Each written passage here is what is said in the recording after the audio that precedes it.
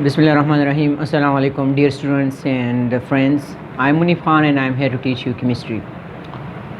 We have started chapter number first, fundamental of chemistry, and we have discussed about the science, and today we will talk about the chemistry.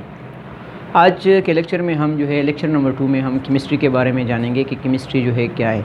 इससे पहले के lecture number हमने discuss किया था science को। Science क्या चीज़ है, history of science and modern science के बारे में हमने कुछ बातें किए थे, और आज जो है जो लेक्चर है वो केमिस्ट्री के रिलेटेड है। और इसमें जो है हम सबसे पहले बात करते हैं चैप्टर आउटलाइन के बारे में कि इस चैप्टर में हमारे पास कौन कौन से टॉपिक मौजूद है। तो इस साइड पे आप देख सकते हैं कि सबसे पहले हम केमिस्ट्री के बारे में बात करेंगे आज इंशाल्लाह। इसके बाद जो है ब्रांचेज़ ऑफ केमिस्ट्री हमारे पास मुख्तलिफ़ किस्म के जो ब्रांचेज़ है, organic chemistry, inorganic chemistry and industrial and analytical वगैरह। बेसिक डिफिनीशन जिसमें हमारे पास मौजूद है कुछ बुनियादी डिफिनीशन जो है एलिमेंट्स, कंपाउंड, मिक्सचर, मैटर क्या चीज़ है, ये चीज़ है, प्योर सब्सटेंस, इम्प्योर सब्सटेंस, इसमें इसको डिस्कस करेंगे। एटॉमिक नंबर क्या चीज़ है, एटॉमिक मास क्या चीज़ है, इसके बारे में डिस्कस करेंगे। और इसके अलावा हम डिस्कस करेंगे रिलेटिव एटॉमिक मास क्या चीज़ है, the most important topic.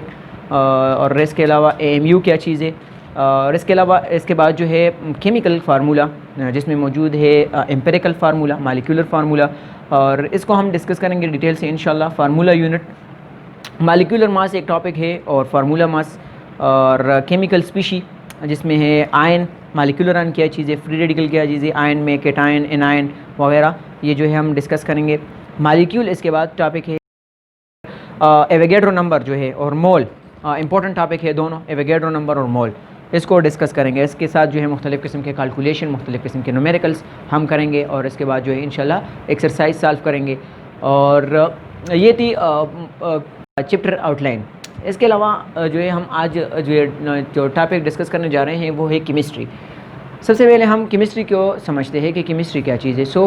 Chemistry की डिफिनीशन अगर हम करें तो डिफिनीशन है chemistry is a branch of science. Chemistry actually it is the branch of science. और साइंस के बारे में हमने डिटेल में बात की है, आप लेक्चर नंबर 1 देख सकते हैं कि साइंस क्या चीज़ है। It is the knowledge that gain through hypothesis, observation, experimentation, हमने डिटेल में बात की है इसके बारे में। So it is the branch of science which deal with the study of the first one is the composition of matter. इसमें हम डिस्कस करते हैं कंपोजिशन ऑफ मैटर को। इसके अलावा हम डिस्कस करते हैं स्ट्रक्चर ऑफ मैटर। इसके अलावा डिस्कस करते हैं properties, physical and chemical properties of matter, खसूसियात मैटर के, और इसके अलावा रिएक्शन ऑफ मैटर। ये चीज़ें हम केमिस्ट्री में पढ़ते हैं। अब इसको डिटेल से पढ़ते हैं 1 by 1, हर एक चीज़ को जो है पढ़ते हैं कि कंपोजिशन क्या चीज़ है, स्ट्रक्चर क्या चीज़ है, इसके अलावा और स्ट्रक्चर क्या चीज़ है, properties of matter and reaction of matter. सबसे पहले हम कंपोजिशन ऑफ मैटर की बात करते हैं। तो कंपोजिशन ऑफ मैटर में हम सबसे पहले बात करते हैं मैटर के बारे में कि सबसे पहले मैटर क्या चीज़ है। मैटर आपने लोअर लेवल में भी पढ़ा होगा कि मैटर जो है हर वो चीज़ है जो कि जगह घेरती हो और इसका मास हो। Anything that occupies space and have a mass, so it's called what? It's called matter. Space having a volume, or space having a volume and mass. इसका स्पेस जो है वॉल्यूम घेरता हो और इसके साथ इसका जो है मास हो। तो एनवायरनमेंट में आप जो है नेचर में जिस चीज़ को भी देखोगे तो इसका जो है कुछ ना कुछ मास होगा, और इसके अलावा जो वो कुछ ना कुछ जो है जगह जो है घेरेगी। तो हर चीज़ जो है हमारे पास मैटर है। अब हम इस मैटर की कंपोजिशन के बारे में बात करते हैं कि इसकी कंपोजिशन क्या है। Composition actually what is composition. Composition अगर हम बात करें तो बनावट को कहते हैं कि मतलब वो मैटर जो है किन चीज़ों से बना हुआ है, किन चीज़ों से वो मैटर जो है बना है। तो अगर हम बात करें एग्जांपल की मदद से, तो सबसे आसान एग्जांपल हमारे पास जो है मौजूद है H2O, वाटर की अगर हम बात करें कंपोजिशन की, तो कंपोजिशन ऑफ वाटर जो है वो क्या है। वाटर हमारे पास एक मैटर है, और इसके अलावा इसकी कंपोजिशन एक H है, और दूसरा जो है क्या है, इसमें मौजूद ऑक्सीजन मौजूद है। एक H एटम से बना है और ऑक्सीजन एटम से ये बना है। तो ये वाटर की कंपोजिशन है। इस तरह हर मेटर की अपनी अपनी कंपोजिशन है। लाइक अगर हम एग्जांपल ले लें टेबल साल्ट की, NaCl की, तो NaCl की अपनी कंपोजिशन है। ये जो है टेबल साल्ट की अगर कंपोजिशन, तो इसमें एक Na है और एक इसके साथ क्लोरीन है, दोनों मिल के जो है टेबल साल्ट बनाता है। तो कंपोजिशन ऑफ मैटर आप बहुत से मिसाल ऐसे ले सकते हैं। लाइक आप एग्जांपल ले लें HCl की एग्जांपल आप ले सकते हैं। एसिड है, ये जो है हाइड्रोजन है इसमें और एक क्लोरीन है। सिंपल, इसको जो है हम क्या कहते हैं, कंपोजिशन कहते हैं। दूसरे नंबर पर जो आता है वो है स्ट्रक्चर ऑफ मैटर। अब मैटर जो है वो किन चीज़ों से बनता है, ये तो हमने पढ़ा कि इसको कंपोजिशन कहते हैं। मैटर जो है वो एटम से बना है, एटम से बना है। हर चीज़ दुनिया में एटम से बना है। तो सबसे पहले हम बात करते हैं वो एटम जो है वो एक ख़ास तरीके से एक ख़ास शेप में जो है एक दूसरे के साथ अरेंज होते हैं, बांड बनाए होते हैं। तो वो बांड किस तरह बनाते हैं, तो इसको हम एक्चुअली स्ट्रक्चर कहते हैं। लाइक अगर हम बात करें H2O ही की, तो H2O की बात अगर हम करें तो इसमें ऑक्सीजन एक एटम होता है, एक ऑक्सीजन होता है और दो इसके साथ क्या होता है, हाइड्रोजन होते हैं। और इसका जो स्ट्रक्चर है वो एंगुलर स्ट्रक्चर है। इसका स्ट्रक्चर एंगुलर स्ट्रक्चर है, एंगुलर स्ट्रक्चर इसका है। अब इसको जो है हम पढ़ेंगे इंशाल्लाह chapter number 4 shapes of molecule में कि इसका शेप जो है एंगुलर क्यों होता है। तो इसका जो शेप है, इसका जो स्ट्रक्चर है वो इस तरह है। अब अगर हम CO2 की बात करें तो इसमें हमारे पास लीनियर स्ट्रक्चर मौजूद है। लाइक जो है कार्बन टेट्रावेलेंट है, इसकी वैलेंसी 4 है। तो क्या है कि ये इसकी जो स्ट्रक्चर है वो लीनियर है, लीनियर ज्योमेट्री है इसकी, स्ट्रक्चर जो है इसकी क्या है, लीनियर है। इस तरह आप बहुत से एग्जांपल ले सकते हैं। लेकिन हम स्ट्रक्चर की बात अगर करें तो ये स्ट्रक्चर है, चीज़ों के तमाम मैटर की अपनी अपनी स्ट्रक्चर होती है। इसके अलावा अगर हम तीसरे नंबर पर बात करें प्रॉपर्टीज़ ऑफ मैटर में, प्रॉपर्टीज़ ऑफ मैटर, प्रॉपर्टीज़ खुसूसियात को कहते हैं। और इसके अलावा अगर हम बात करें तो प्रॉपर्टीज़ दो किस्म के होते हैं। नंबर फर्स्ट वो है फिज़िकल प्रॉपर्टीज़, सेकंड नंबर पर एक होते हैं फिज़िकल प्रॉपर्टीज़, फिज़िकल प्रॉपर्टीज़, और एक होते हैं केमिकल प्रॉपर्टीज़।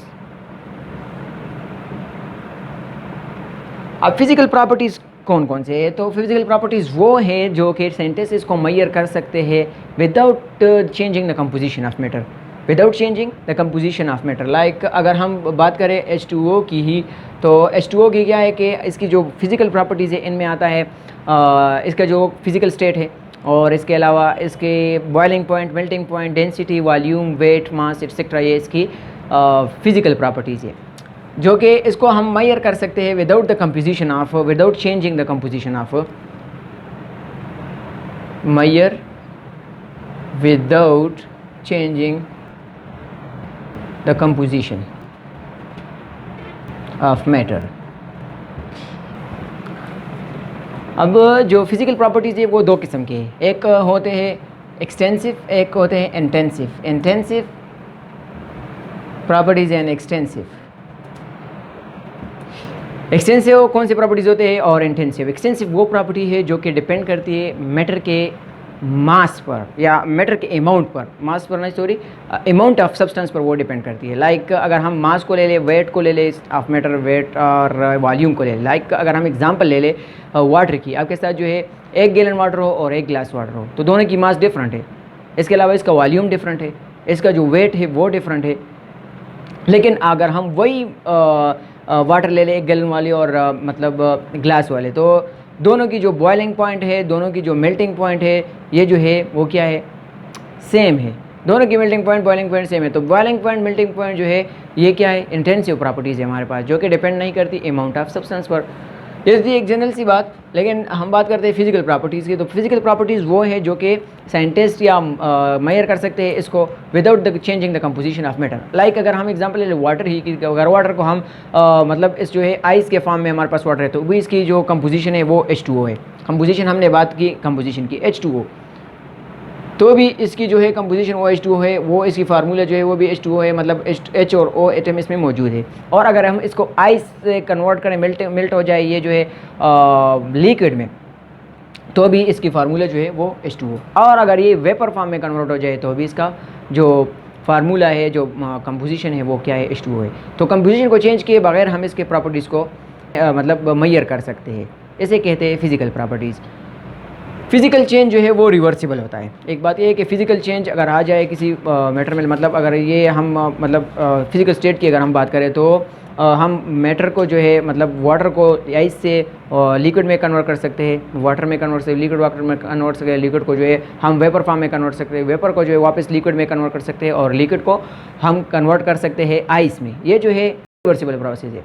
इसके बरक्स अगर हम केमिकल प्रॉपर्टीज़ की बात करें तो केमिकल प्रॉपर्टीज़ वो प्रॉपर्टीज़ है जो कि केमिकल रिएक्शन होने के बाद जो है हमें पता चलता है। हम इसको जो है डिटेक्ट और मेजर नहीं कर सकते without the chemical reaction, without the chemical change.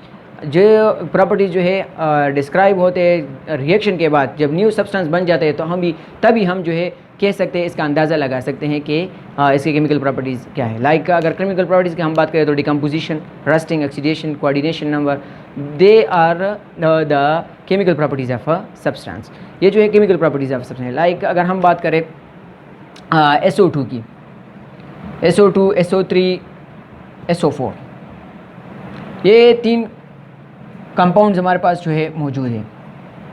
अब SO2 में जो है ये जो है इसके ऑक्सीडेशन नंबर है वो चेंज है, यहाँ पर ऑक्सीडेशन नंबर चेंज है, यहाँ पर ऑक्सीडेशन नंबर इसमें चेंज है, यहाँ पर जो है +2 है, यहाँ पर +3 है, लेकिन यहाँ पर +4 है ऑक्सीडेशन स्टेट।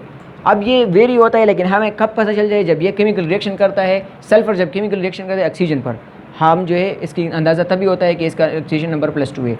इससे पहले आप इसके बारे में बात नहीं कर सकते कि मतलब इसका ऑक्सीडेशन नंबर क्या होगा।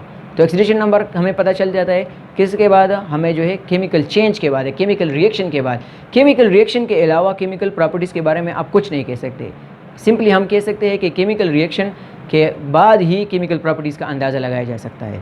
तो ये सिंपल ये क्या है, केमिकल प्रॉपर्टीज़ के बारे में हम बात करते हैं। तो H2O की अगर हम बात करें तो भी इसके अगर हम प्रॉपर्टीज़ को मतलब मालूम करने की कोशिश करते हैं तो इसको जो है आप केमिकल रिएक्शन से पास करना पड़ेगा। मतलब अगर हम बात करें डिकम्पोजिशन की, अगर आप H2O को डिकम्पोज करोगे तभी आपको जो है H2 और O2 मिलेगा। अब इसकी प्रॉपर्टीज़ और इसकी प्रॉपर्टीज़ डिफरेंट है दोनों की।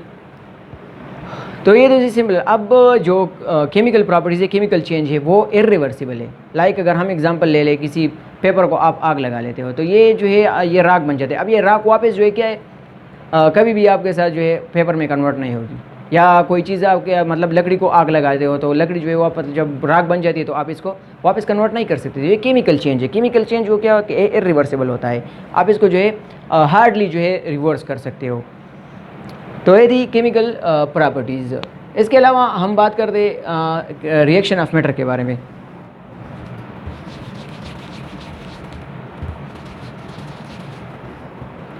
रिएक्शन ऑफ मैटर के बारे में हमने पढ़ा है कि मैटर क्या चीज़ है। तो मैटर रिएक्शन करते हैं, मुख्तलिफ़ किस्म के मैटर एक दूसरे के साथ रिएक्शन करते हैं। वो किस तरह रिएक्शन करते हैं, किस तरह एक दूसरे के साथ रिएक्ट करके दूसरा कंपाउंड बनाते हैं।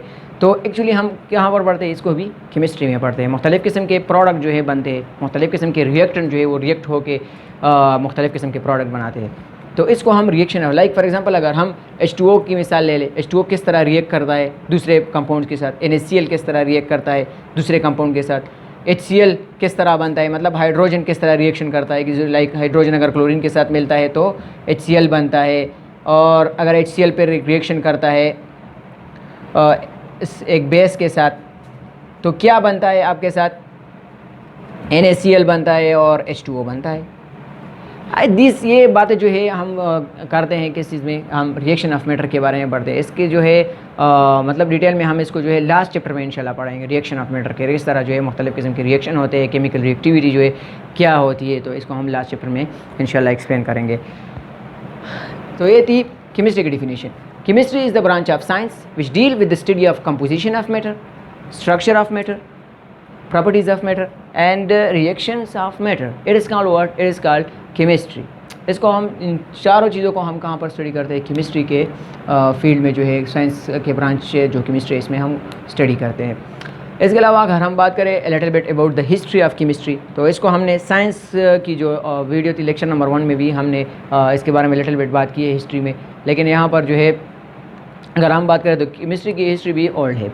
और ग्रीक सिविलाइजेशन में भी मतलब इसके बारे में ग्रीक ने भी काम किया है, लाइक डेमोक्रेटस एक साइंटिस्ट है, उन्होंने भी बहुत ज़्यादा काम किया है केमिस्ट्री में। इसके अलावा मुस्लिम पीरियड में केमिस्ट्री के लिए बहुत ज़्यादा काम हुआ है।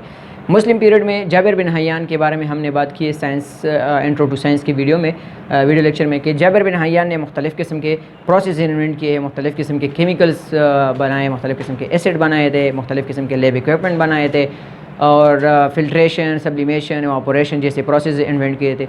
इसके अलावा जाबिर बिन हयान के अलावा जो है अल-राज़ी जो साइंटिस्ट था, इसने जो है केमिकल कंपाउंड्स के बारे में हमें बताया था। इसके अलावा बेरूनी ने भी बहुत काम किया था। इसके अलावा इब्न सीना ने भी काम किया था बहुत ज़्यादा केमिस्ट्री के फील्ड में। तो ये थी केमिस्ट्री की डिफिनीशन और केमिस्ट्री की हिस्ट्री। अब बात करते हैं कुछ बेनिफिट्स ऑफ केमिस्ट्री के। केमिस्ट्री के क्या जो है हमें फ़ायदे हैं केमिस्ट्री हमारे एनवायरनमेंट में, हमारे नेचर में, हमारे जो है हमारे माहौल में कौन से चीज़ें हैं जो हमें अवेलेबल है केमिस्ट्री के रहम करम से। तो वो चीज़ें अगर हम सबसे पहले बात करें पेस्टिसाइड, इंसेक्टिसाइड की, लाइक एग्रीकल्चर फील्ड में अगर हम बात करें पेस्टिसाइड की, तो मुख्तलिफ़ किस्म के पेस्टिसाइड मौजूद है जिससे हम जो है ये जो फसलों को ख़राब करते हैं, इन चीज़ों को जो है इनसे मार सकते हैं, और इन मतलब अपने फसलों को ख़राब किए बगैर ही आप वो केमिकल यूज़ करके आप अपने इंसेक्ट से उसको मार सकते हैं। इसके अलावा अगर हम बात करें पेट्रोकेमिकल्स की, मुख्तलिफ़ किस्म के पेट्रोकेमिकल्स की अगर हम बात करें तो ये भी केमिस्ट्री की वजह से हमें अवेलेबल है। डिटर्जेंट मुख्तलिफ़ किस्म की अगर हम बात करें, मुख्तलिफ़ डिटर्जेंट सोप मौजूद है, ये भी केमिस्ट्री की वजह से, केमिस्ट्री की बदौलत ही हमें ये सहूलत हुए मैसर है। मुख्तलिफ़ किस्म के पेंट्स वगैरह हो गए, इस तरह मुख्तलिफ़ किस्म के केमिकल्स, ग्लास इंडस्ट्रीज़ हो गई, मतलब सीमेंट इंडस्ट्री हो गई, ये यहाँ पर जो है केमिस्ट्री की यूज़ जो है हो रही है। इसके अलावा कुछ हार्मफुल एस्पेक्ट भी है केमिस्ट्री के, लाइक अगर हम बात करें मतलब मुख्तलिफ़ किस्म के इंडस्ट्रीज़ जो है वो आलूदगी निकलती है, SO2 NO2 के फार्म में जो है वो ऊपर चले जाता है और फिर जो है इसके साथ जो है एसिड रेन काज करती है। इसके अलावा मुख्तलिफ़ किस्म की इंडस्ट्री जो कंटिमिनेटेड वाटर जो है वो रिलीज़ करती है समंदरों में और दरियाओं में, रिवर्स में जो है, मतलब जो एक्वेटिक लाइफ है वो इसको मतलब ख़राब करती है, एक्वेटिक लाइफ को जो है वो ज़्यादा इफ़ेक्ट करती है, और उसके वाटर को जो है कंटिमिनेटेड करके और इनडायरेक्टली हमें भी इफ़ेक्ट करती है। तो हर चीज़ के बेनिफिट्स भी होते हैं और कुछ हार्मफुल एस्पेक्ट्स भी होते हैं। तो ये थी आज के लेक्चर, जो हमने इसमें केमिस्ट्री की डिफिनीशन के बारे में लिटिल बिट पढ़ा। इसके अलावा हमने पढ़ा जो हिस्ट्री के बारे में लिटिल बिट, और इसके अलावा बेनिफिट्स और मतलब हमने हार्मफुल एस्पेक्ट के बारे में पढ़ा। तो अगले लेक्चर में इंशाल्लाह हम ब्रांचेस ऑफ केमिस्ट्री में के बारे में पढ़ेंगे। अपना ढेर सारा ख्याल रखिएगा और हमें भी अपनी दुआओं में याद रखिएगा। वस्सलाम, पाकिस्तान जिंदाबाद।